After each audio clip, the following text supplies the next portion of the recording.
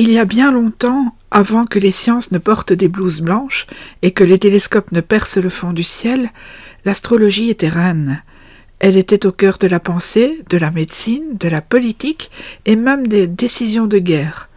Depuis ses origines, elle a été tantôt encensée, tantôt rejetée, mais jamais totalement oubliée. Aujourd'hui, je vous propose un petit voyage dans le temps pour comprendre comment l'astrologie a été perçue, adoptée et souvent remise en question. L'astrologie est donc née il y a plusieurs milliers d'années. On en retrouve les premières traces en Mésopotamie, vers 2000 avant notre ère. Les astrologues babyloniens observaient déjà les mouvements des planètes et dressaient des éphémérides. Mais à l'époque, l'astrologie n'était pas un simple divertissement. Elle faisait partie intégrante du savoir sacré. Lire les astres, c'était tenter de comprendre la volonté des dieux. Dans l'Égypte antique, on consultait les étoiles pour organiser les récoltes, mais aussi les rituels religieux. En Chine, l'astrologie impériale guidait les empereurs, et en Inde, le Jyotish, astrologie védique, existait déjà depuis longtemps avec des textes d'une grande précision.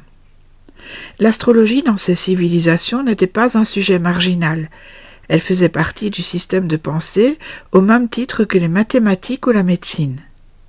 C'est dans la Grèce antique que l'astrologie prend une forme plus théorisée.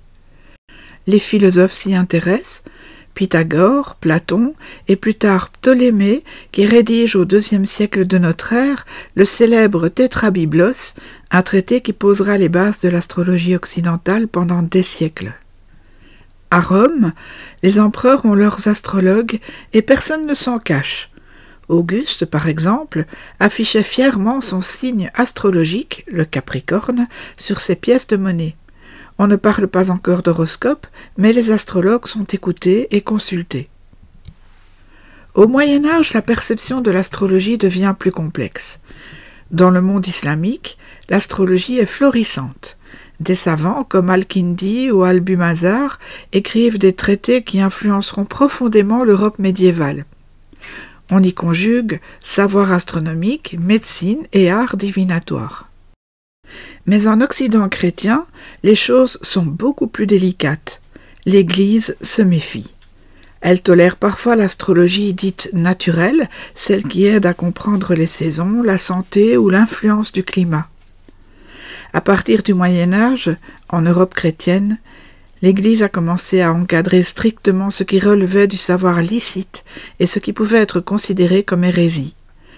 L'astrologie dite judiciaire, c'est-à-dire celle qui prétend prédire l'avenir, les événements politiques, la mort d'un roi ou encore l'issue d'une guerre, était perçue comme une atteinte à l'ordre divin. Selon la doctrine catholique, seul Dieu connaît l'avenir. Toute tentative humaine pour y accéder pouvait donc être considérée comme une usurpation, voire comme un pacte avec des forces interdites. Les astrologues qui enfreignaient ces limites pouvaient être traduits devant des tribunaux ecclésiastiques. Ils risquaient l'interdiction d'enseigner, la confiscation de leurs ouvrages, l'excommunication et dans certains cas des peines plus sévères. Sous l'Inquisition, l'astrologie associée à la magie, à l'alchimie ou à d'autres savoirs occultes pouvait mener à l'emprisonnement, à la torture ou même à la peine de mort. Ce fut le cas dans certaines régions d'Espagne, d'Italie ou de France, où les astrologues étaient parfois accusés de sorcellerie ou de superstition publique. À cela s'ajoutaient des risques politiques.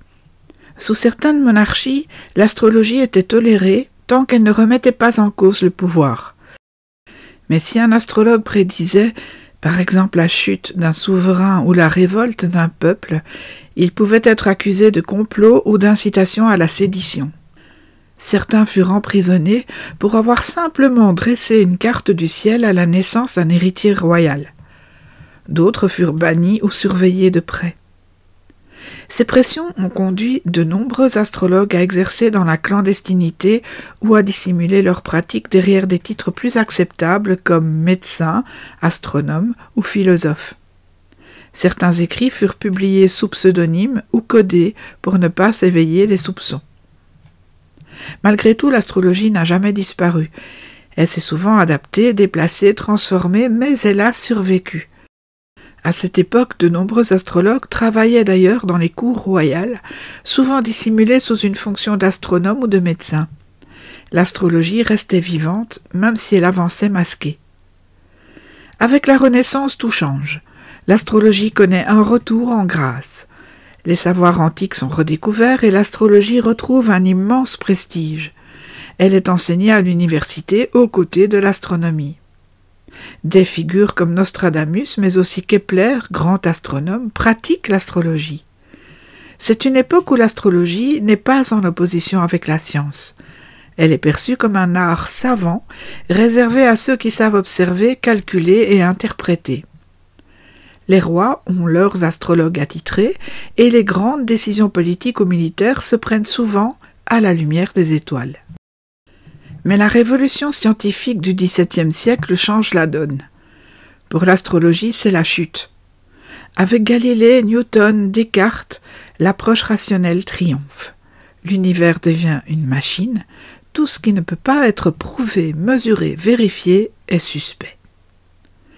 L'astrologie est reléguée au rang de superstition. Elle sort peu à peu des universités, perd son statut savant. Ceux qui la pratiquent sont souvent moqués, on commence à la caricaturer, on n'y voit plus qu'un ramassis de prédictions floues et des clichés. Mais elle ne disparaît toujours pas. Dans les campagnes, les traditions astrologiques survivent. En ville, l'occultisme renaît, des mouvements ésotériques comme la théosophie ou la franc-maçonnerie réhabilitent l'astrologie. Des almanachs populaires continuent de proposer des conseils lunaires et astrologiques. C'est dans l'ombre que l'astrologie prépare son retour durant tout le XIXe siècle. Au XXe siècle, elle revient sur le devant de la scène, notamment dans les années 1930 avec l'apparition des horoscopes dans la presse. Elle prend un tournant psychologique avec des penseurs comme Carl Gustav Jung ou Dane Rudhyar qui y voient un outil de connaissance de soi. Mais elle divise toujours. Les scientifiques la rejettent, les médias l'adorent, le public s'y intéresse sans toujours la comprendre. Elle devient un objet de débat, de fascination, de consommation. Aujourd'hui, l'astrologie est partout, sur les réseaux, dans les livres, les applis, les podcasts. Elle se réinvente, tantôt sérieuse, tantôt ludique. Elle fait du bien à certains, en intrigue d'autres, agace parfois. Mais elle continue de poser les mêmes questions fondamentales. Respecter, critiquer, récupérer, mépriser, admirer, l'astrologie n'a jamais cessé d'exister, parce que depuis toujours, l'humain lève les yeux vers le ciel avec la même envie, comprendre ce qui le dépasse. À bientôt pour un prochain épisode.